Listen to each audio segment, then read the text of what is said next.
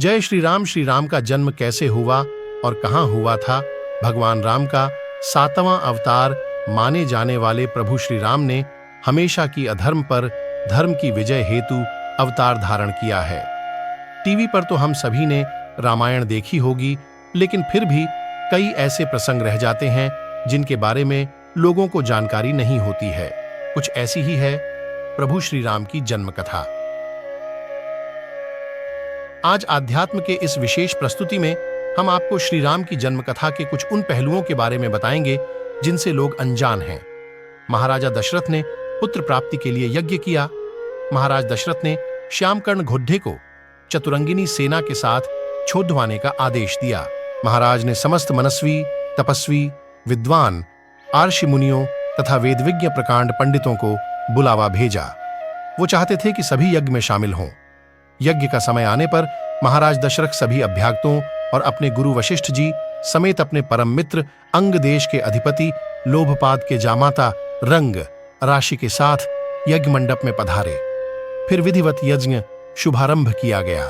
यज्ञ की समाप्ति के बाद समस्त पंडितों, ब्राह्मणों, आर्षियों आदि को यथोचित धन धान्य, गौ आदि भेंट दी गई हैं और उन्हें सादर विदा किया गया। यज्ञ के प्रसाद में बनी खीर को राजा दशरथ ने अपनी तीनों रानियों को दी।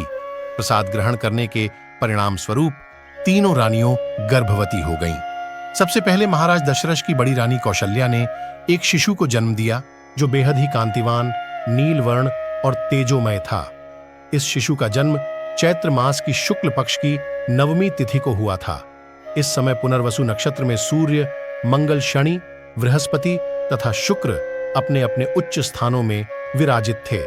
साथ ही कर्क लग्न का उदय हुआ था। फिर शुभ नक्षत्रों में कैकेयी और सुमित्रा ने भी अपने अपने पुत्रों को जन्म दिया। कैकेयी का एक और सुमित्रा के दोनों पुत्र बेहद तेजस्वी थे।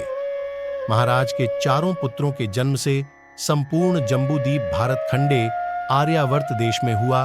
राज्य में आनंद का माहौल था। हर कोई खुशी में गंधर्व गान कर रहा था और अप्सराएं नृत्य करने लगीं। देवताओं ने पुष्प वर्षा की। महाराज ने ब्राह्मणों और याचकों को दान दक्षिणा दी और उन सभी ने महाराज के पुत्रों को आशीर्वाद दिया। प्रजाजनों को महाराज ने धन धान्य और दरबारियों को रत्न आभूषण भेंट दी। महर्षि वशिष्ठ ने महाराज के पुत्रों का नाम रामचंद्र, भरत, लक्ष्मण और शत्रुघ्न रखा।